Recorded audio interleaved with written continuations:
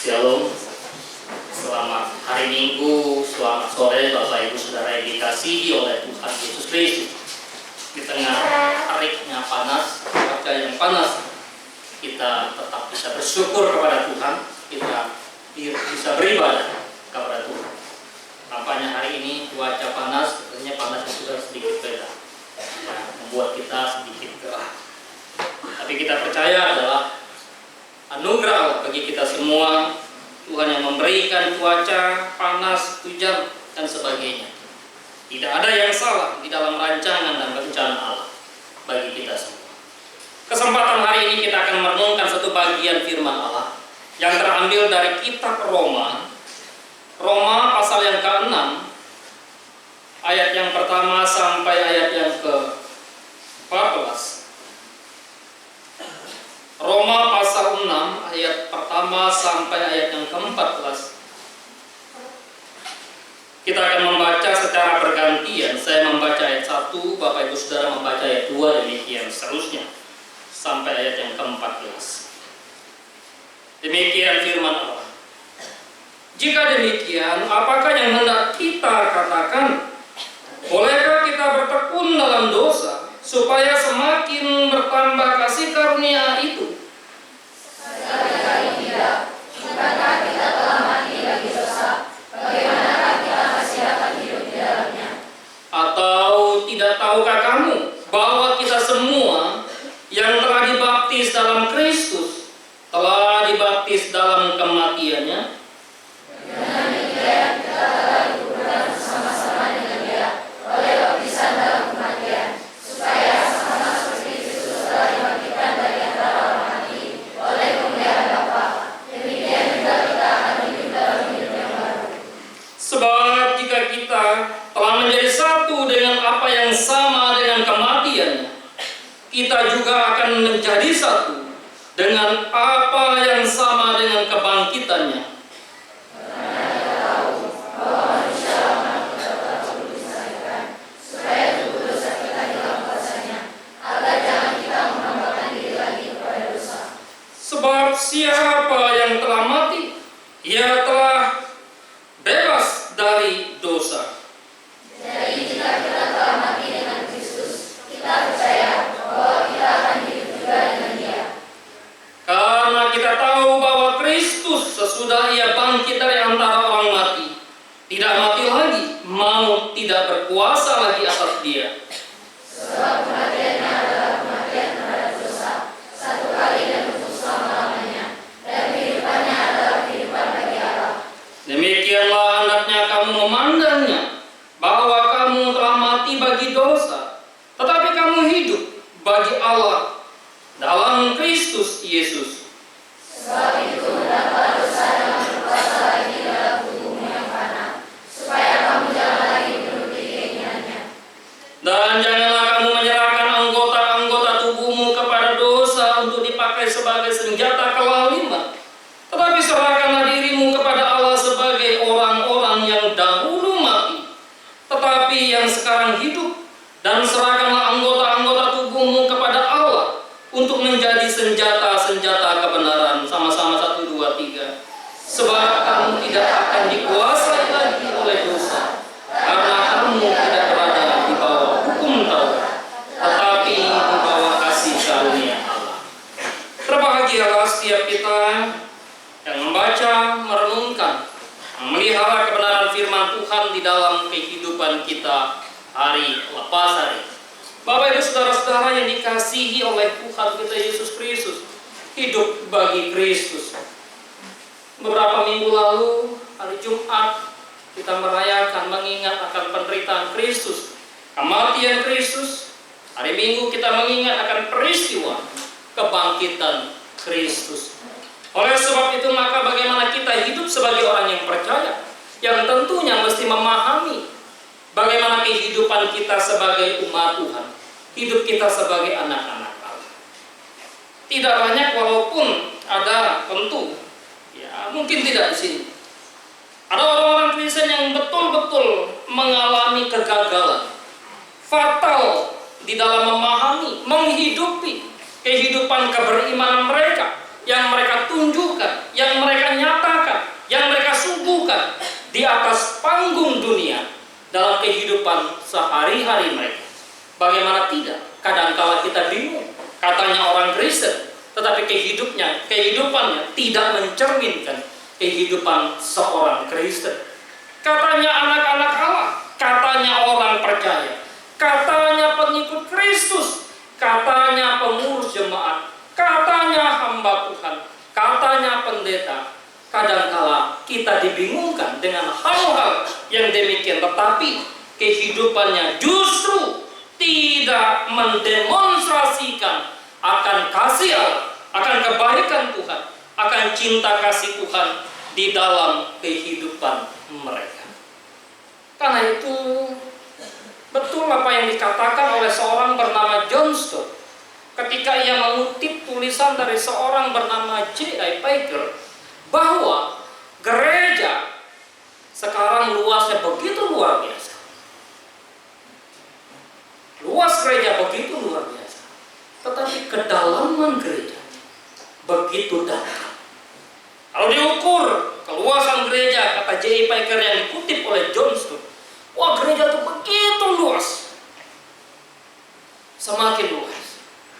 Tetapi ketika dilihat kedalaman, maka gereja itu semakin dangkal.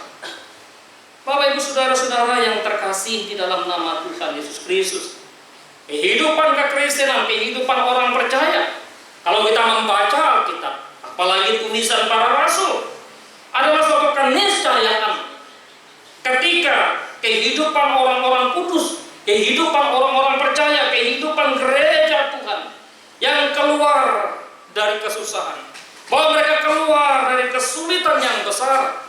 Mereka mempertahankan hidup mereka dari ancaman pedang. Mereka mempertahankan iman percaya mereka dari tahanan. Mereka mempertahankan kebenaran dari hal-hal yang tidak benar. Tetapi bagaimana mereka dengan tabah, dengan kuat, dengan tangguh memelihara iman percaya mereka. Bagaimana dengan kita? Kehidupan umat Tuhan, kehidupan gereja Tuhan. Karena itu banyak orang merasa puas dengan kondisi kekristenannya saat ini. Saya merasa puas karena saya sudah pergi ke gereja persekutuan, saya sudah merasa puas karena saya sudah memberikan persembahan, memberikan perpuluhan. Saya sudah merasa puas karena saya sudah mengambil bagian di dalam pelayanan. Bahkan saya sudah merasa puas karena saya sudah menyampaikan firman Allah. Itu kadang-kala yang dialami oleh orang-orang Kristen. Jadi mereka begitu puas dengan kondisi kekristenannya. Padahal ketika bicara kekristenan, bukan hanya bicara aktivitas yang ada, tetapi sejauh mana kedalaman kita di dalam memahami, mengenal, dan menghidupi akan firman Allah itu. Karena itu jangan pernah bangga dengan kekristenan yang hanya menampilkan kekristenan yang bonsai, kekristenan yang kerdil, kekristenan yang tidak bertumbuh, kekristenan yang mengalami stagnan. Ibu bapak saudara-saudara dikasih Tuhan, di dalam bacaan kita, bagaimana Rasul Paulus ketika menuliskan surat kepada jemaat Tuhan, kepada orang percaya yang ada di Roma, sekalipun beliau belum pernah ke Roma waktu menulis surat tersebut, tetapi beliau mendengar bahwa iman orang percaya yang ada di Roma sudah tersiar ke seluruh dunia, sehingga ia mengatakan, aku mengucap syukur kepada Allah yang kulayani, Allah yang adalah saksiku, bahwa aku mendengar imanmu begitu maju, dan saking majunya imanmu terkenal sampai ke seluruh dunia, tersiar sampai ke penjuru dunia.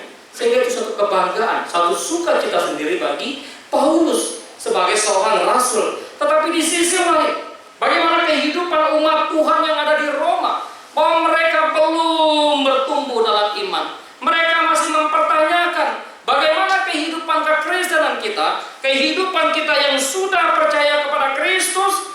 Anugerah Allah begitu limpah, anugerah Allah begitu besar,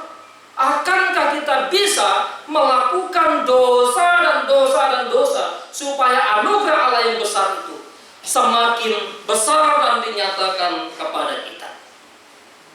Bapak Ibu Saudara yang dikasihi oleh Tuhan, jawaban Rasul Paulus, tulisan Rasul Paulus dalam pasal 6 ini sebetulnya menjawab pergumulan, menjawab masalah yang terjadi dalam kehidupan umat Tuhan, baik dahulu dan bahkan sampai sekarang. Apa masalah yang terjadi di sana?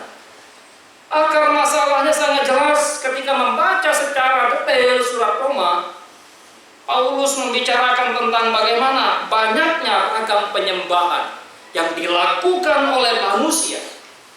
Membaca pasal 1 kita diperjumpakan dengan hal tersebut, walaupun di pasal yang sama kita juga mendapatkan Paulus membicarakan tentang Injil adalah kekuatan Allah yang menyelamatkan. Masuk ke pasal 2, maka kita mendapatkan misalnya bagaimana Rasul Paulus menjelaskan tentang kondisi manusia yang begitu rusak, hati manusia yang begitu keras, kefasikan, kemunafikan senantiasa dialami oleh manusia. Karena itu mereka menggantikan Allah yang menciptakan mereka dengan Allah yang mereka ciptakan sendiri. Mereka menggantikan penyembahan dari menyembah Allah yang adalah Allah yang menciptakan mereka, lalu mengganti dengan penyembahan yang ditujukan kepada Allah yang mereka buat menurut selera mereka. Betapa rusaknya bukan manusia. Karena itu Bapak Ibu Saudara yang dikasihi Tuhan, ada orang-orang Kristen yang masih bertanya, ketika memandang melihat anugerah Allah yang begitu besar, ya udah, nggak apa-apa kita berdosa. Bolehkah kita terus-menerus berdosa? Toh kelimpahan anugerah Allah melampaui segala dosa kita. Ini menjadi pergumulan di dalam kehidupan umat Tuhan, kehidupan orang percaya. Nampaknya dosa sudah berpenetrasi di dalam setiap lini dan dimensi kehidupan manusia. Dosa masuk ke lini politik, masuk ke lini ekonomi, masuk ke lini sosial, masuk ke lini budaya, masuk ke lini agama sekali. Begitu penetrasi dosa sangat kuat, menghancurkan setiap dimensi, setiap lini kehidupan manusia. Manusia memiliki akar masalah yang sangat kompleks, dan tentunya masalah yang sangat kompleks itu tidak lain dan tidak bukan kalau kita membaca kitab Roma, pemberontakan manusia kepada Allah, perlawanan manusia kepada Allah. Allah yang adalah kasih dilawan oleh manusia. Karena itu Paulus berkata, sebab semua orang telah berbuat dosa dan telah kehilangan kemuliaan Allah. Persoalan tersebut, akar masalah tersebut harus diselesaikan. Bapak Ibu Saudara yang dikasihi oleh Tuhan, maka bagaimana peran krusial untuk kita memahami bagaimana hidup bagi Allah. Peran krusial tersebut yang sebetulnya mendangkalkan pemahaman manusia, pemahaman kekristenan akan apa? Akan hidup bagi Kristus. Kadang-kala kekristenan memahami bahwa hidup bagi Kristus itu begitu dangkal, sehingga hidup bagi Kristus jadi cukup datang ke gereja, cukup hanya berdoa, cukup hanya membawa persembahan, cukup hanya melakukan kegiatan agama ini dan itu. Kedangkalan tersebut tentu disebabkan oleh karena apa? Oleh karena reduksinya Injil yang adalah kekuatan Allah, lalu direduksi, dikurangi, didiskon, dipotong oleh manusia, oleh pemberita-pemberita firman, sehingga Injil yang diberitakan hanyalah Injil yang menjanjikan kenikmatan sesaat. Injil yang diberitakan hanyalah Injil yang memberikan kepuasan yang temporer, yang sementara. Oleh sebab itu maka hal tersebut perlu disikapi oleh kita sebagai orang percaya. Kedangkalan manusia, kedangkalan kekristenan memahami akan pemeliharaan Tuhan, akan hidup yang dipersembahkan atau hidup bagi Kristus, bukan hanya karena direduksinya Injil, tetapi direduksinya peran sentral Allah di dalam kehidupan kita. Seringkali kekristenan orang percaya mereduksi peran sentral ketuhanan Kristus di dalam kehidupan kita. Bagi mereka yang mereduksi akan ketuhanan Kristus, sangat jelas bahwa Kristus tidak lebih daripada seorang yang bisa melakukan mujizat untuk kesembuhan. Kristus tidak lebih dari orang yang hanya bisa melakukan pemulihan perekonomian. Yesus tidak hanya dari sekedar seorang yang bisa memberikan kenyamanan sesaat bagi kita. Oleh sebab itu maka reduksi terhadap Injil, reduksi terhadap ketuhanan Kristus, itulah yang membuat pemahaman gereja, pemahaman kekristenan menjadi dangkal akan hidup sebagai umat Tuhan, hidup bagi Kristus. Tentu kita mesti memahami sebagai orang percaya, kita percaya bahwa Kristus adalah Tuhan dan Juru Selamat kita. Dia adalah Allah yang berotoritas dalam kehidupan kita. Karena itu apa yang menjadi alasan bagi kita, alasan yang membuat orang percaya hidup bagi Kristus, yang pertama tidak lain adalah Injil itu sendiri. Mengapa kita hidup bagi Kristus? Mengapa kita hidup bagi Allah? Karena ada kekuatan Allah, kekuatan Injil yang menyelamatkan setiap orang yang diperkenan dan memperkenankan Tuhan. Di dalam sebuah tulisan di satu gereja, di sebuah wartanya dituliskan bagaimana seorang penyair Rusia yang cukup terkenal dengan sebuah bukunya. Seorang tersebut bernama Leo Tolstoy. Mungkin saudara pernah membaca bukunya. Lalu dia menceritakan tentang perenungan seorang ayah, seorang bapak bernama seorang Martin. Dia seorang tukang sepatu. Suatu ketika istri dan anaknya meninggal, maka Martin mulai kebingungan dengan kehidupannya. Dia mulai mengalami kebimbangan. Lalu dia datang kepada kawan, datang kepada sahabatnya yang begitu dekat dengan dia. Dia mengatakan kepada kawan akrabnya, saya bingung dengan kehidupan saya. Saya tidak tahu apa yang menjadi tujuan hidup saya selanjutnya. Karena saya tidak memiliki siapa-siapa lagi. Anak dan istri saya telah dipanggil Tuhan. Lalu kawan sahabatnya membelikan dia sebuah Alkitab, lalu diberikan kepada Martin. Dia mulai membaca dan membaca kitab suci. Sampai pada satu titik Martin mulai menemukan tujuan hidup, mulai menemukan arah hidup, mulai menemukan fokus hidupnya.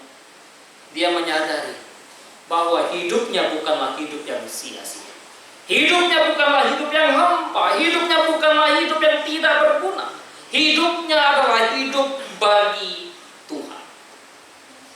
Walaupun istri dan anaknya tidak ada, selama itu dia berpikir bahwa hidupnya hanya bagi anaknya, hidupnya hanya bagi istrinya. Sehingga ketika anak dan istrinya tidak ada, dia merasa hidup saya bagi siapa lagi.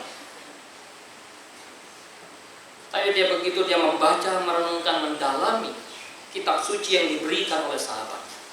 Dia mulai menyadari bahwa saya hidup bagi Allah. Hidup saya sangat berarti bagi sesama saya. Kalau hidup kita bagi keluarga, tentu tidak ada yang salah di sana. Kita mengasihi keluarga, mencintai suami, mencintai istri, mencintai orang tua, mencintai anak-anak. Sehingga kita mendedikasikan hidup kita. Kita bekerja, kita berjerih payah, kita berlola. Kita sekolah, kita kuliah untuk menyukakan keluarga kita, anak kita, istri, orang tua. Tapi apakah sampai di situ saja? Ketika orang menganggap bahwa hidupnya bagi pekerjaan semata, sehingga tidak lain dan tidak bukan dia mendedikasikan hidupnya hanya untuk sebuah pekerjaan, dan itu yang lebih penting bagi dia. Tetapi adakah kita menyadari bahwa hidup kita adalah bagi Allah? Hidup kita adalah bagi Allah oleh karena Injil, oleh karena pengorbanan Kristus, oleh karena kebaikan Allah di dalam kehidupan kita. Karena itu bukan hanya sekedar bagi atau oleh karena Injil, tapi juga di dalam bagian ini Rasul Paulus mengatakan, oleh kasih karunia Allah yang melimpah melalui Yesus Kristus Tuhan, maka kita hidup bagi Allah. Tidak mungkin orang bisa hidup bagi Allah kalau tanpa ada Kristus di dalam kehidupan mereka. Enggak bisa. Enggak mungkin orang hidup memperkenankan dan diperkenankan oleh Tuhan kalau tidak melalui Kristus. Karena itu Yesus berkata, "Akulah jalan, kebenaran, dan hidup. Tidak ada seorang pun yang datang kepada Bapa kalau tidak melalui Aku." Tanpa Kristus, maka tidak mungkin ada satu persekutuan kita dengan Tuhan. Tanpa Kristus tidak mungkin ada persekutuan manusia dengan Allah. Tanpa Kristus tidak mungkin ada rekonsiliasi antara Allah dengan manusia. Tetapi hanya dalam Kristus, hanya melalui Kristus, hanya karena kasih karunia Allah, kita ada dan bisa hidup bagi Kristus. Kita bisa hidup bagi Allah bukan karena perbuatan baik kita. Kita bisa hidup bagi Kristus bukan karena kesungguhan kita, kebaikan kita di dalam melakukan hal-hal yang berupa perbaikan moral, karakter, dan sebagainya. Tapi kita bisa hidup bagi Kristus, bisa hidup bagi Allah oleh karena pendamaian, oleh karena kasih karunia, oleh karena kebenaran Allah di dalam Kristus yang telah mati, bangkit untuk keselamatan kita. Dan tentu ada Roh Kudus yang terus-menerus memimpin kita, memampukan kita, menolong kita, menopang kita, sehingga kita terus-menerus dipimpin, ditopang, ditolong oleh Allah untuk hidup bagi Kristus. Kalau tanpa pertolongan Roh Kudus dalam kehidupan kita, maka tidak mungkin kita bisa menyadari dosa kita. Tidak mungkin kita bisa menyadari kesalahan kita dan kita kembali kepada Allah, lalu bertobat dari dosa kita. Ada Roh Kudus yang menyadarkan, yang menginsapkan kita akan dosa dan juga tentu akan penghakimi itu.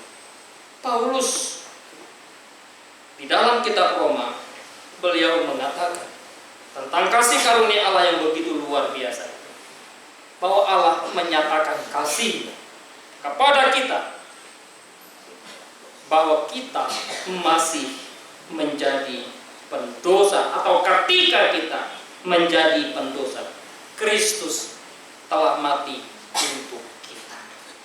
Bapak Ibu Saudara yang dikasihi oleh Tuhan, maka hidup bagi Kristus di dalam teks yang kita baca, pertama bahwa kita memahami apa yang menjadi tulisan Rasul Paulus di sana. Paulus membawa orang percaya untuk memahami bahwa orang percaya sudah mati terhadap dosa dan kini mereka menjadi milik Kristus. Itulah poin penting yang pertama yang bisa kita lihat di dalam bagian apa hidup bagi Kristus. Maka Paulus mengatakan, hidup bagi Kristus adalah bagaimana kita memahami bahwa kita yang dahulu berdosa, kita yang dahulu melanggar, kita yang dahulu menjadi musuh Allah, menjadi seteru Allah. Kita mesti memahami bahwa ketika Kristus mati menebus dosa kita, Dia bangkit mengalahkan maut. Kita harus paham, hidup kita bukan lagi menjadi hamba dosa. hidup kita kini menjadi milik Kristus, menjadi hamba Kristus. Karena itu mengabdikan diri kepada seseorang, biasanya menjadikan diri sebagai milik orang tersebut.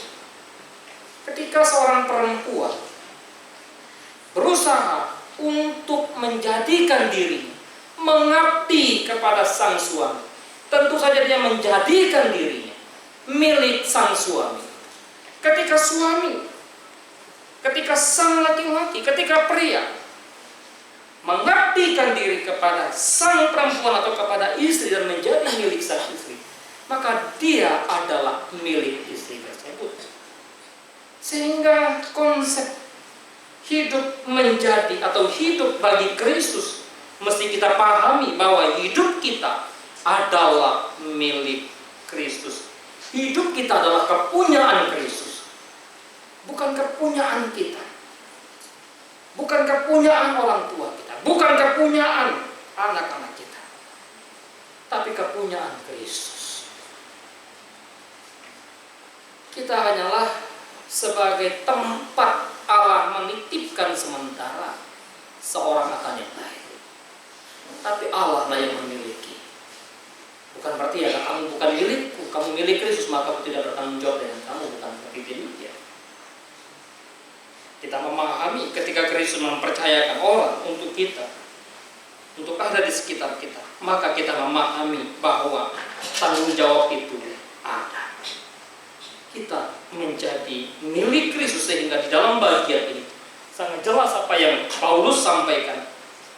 Beberapa kali ditekankan, menjadi satu dengan Kristus, menjadi satu dengan kematian, menjadi satu dengan kebangkitannya, dan hidup yang baru menjadi bagian dalam hidup kita, yang adalah hidup bagi Kristus.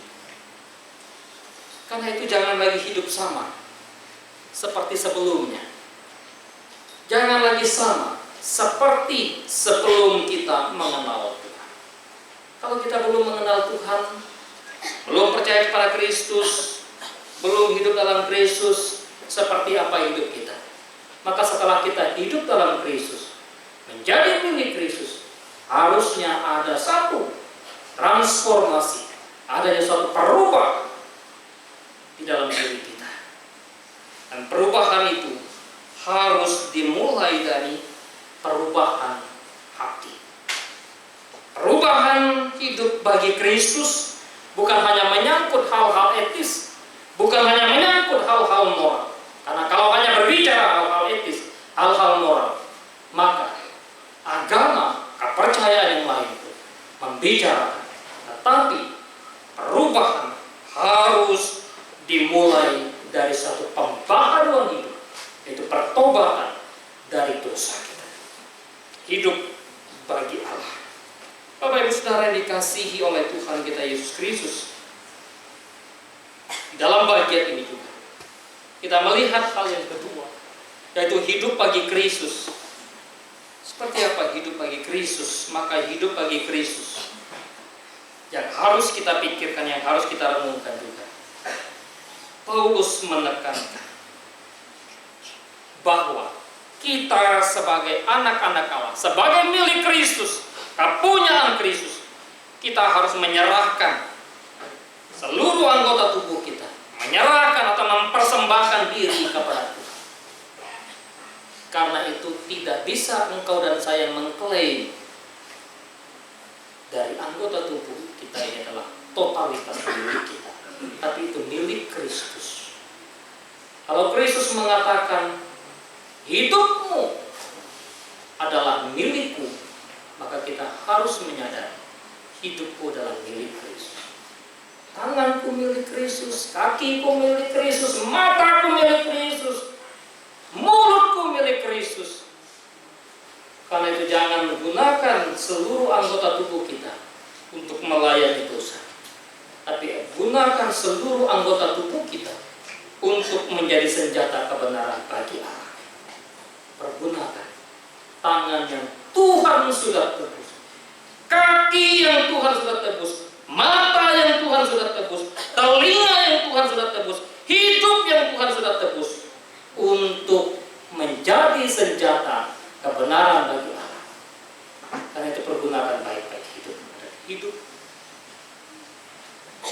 Tangan Tuhan beri bukan untuk menonjolkan. Tangan Tuhan beri bukan untuk mengambil apa yang bukan menjadi bagian dari diri kita.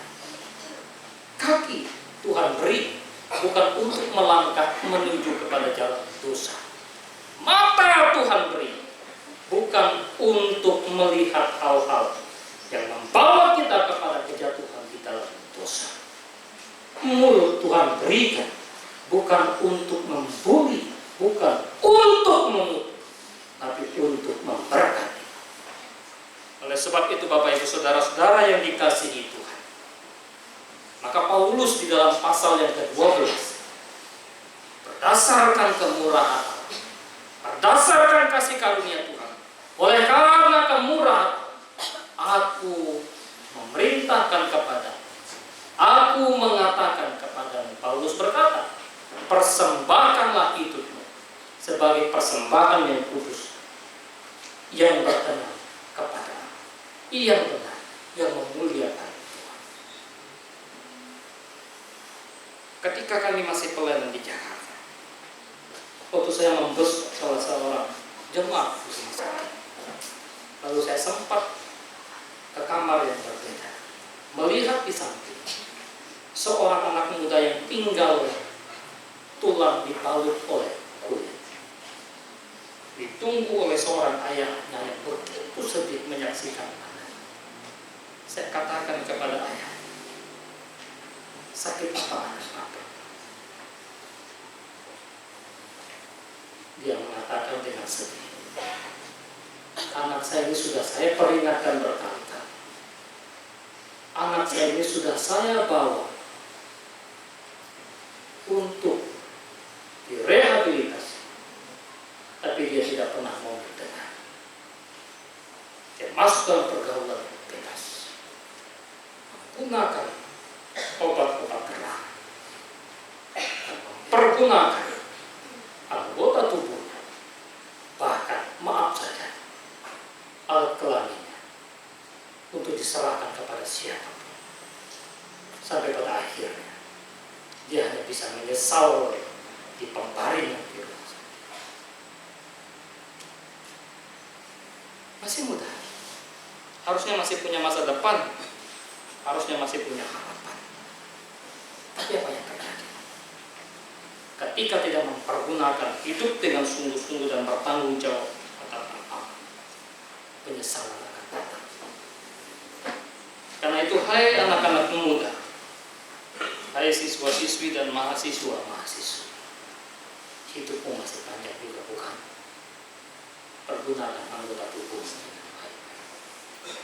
Persembahkan hidupmu kepada Tuhan, sebab hidupmu adalah milik Tuhan.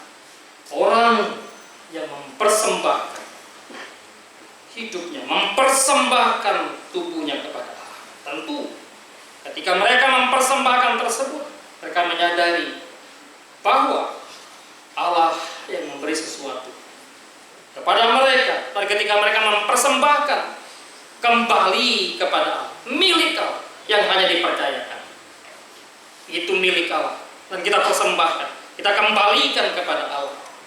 Hal ini bicara tentang pengakuan, perubahan status, realitas, kepemilikan dari objek yang dipersembahkan dari si pemberi kepada si pemberi.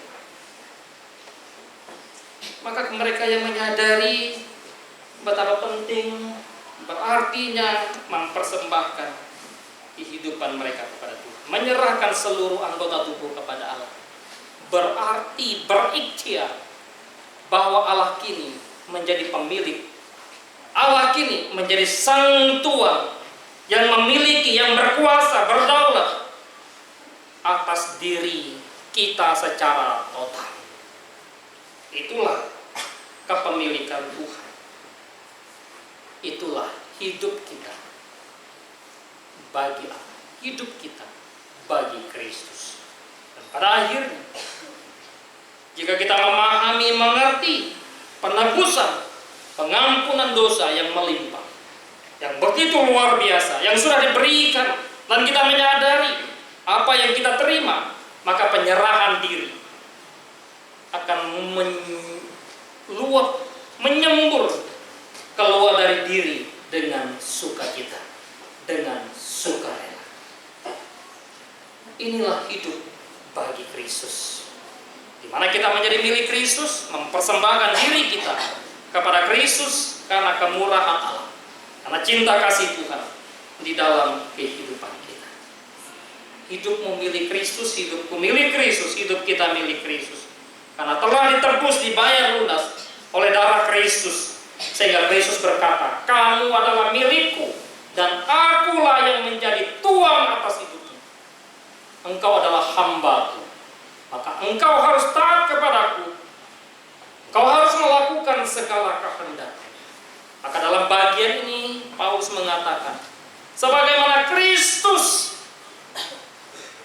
taat kepada Bapa, menjadi milik Bapa, hidup bagi Bapa, demikianlah kita menjadi milik Kristus, hidup bagi Kristus, taat melakukan kehendak Kristus. Tuhan menolong kita, Tuhan memimpin kita untuk hidup sebagai umat-Nya, hidup sebagai anak-anak. Ingat, hiduplah bagi Kristus. Di sana engkau akan mendapatkan arti dari sebuah hidup yang sesungguhnya. Kenapa? Karena kembali kepada Sang Pembuat. Kalau HP rusak, maka yang berhak dan yang pantas dan yang mampu memperbaikinya dengan tepat adalah pabriknya sendiri, pembuatnya sendiri. Maka kalau kita rusak, jangan datang pada siapa-siapa, datang pada Tuhan yang adalah pemilik dan pencipta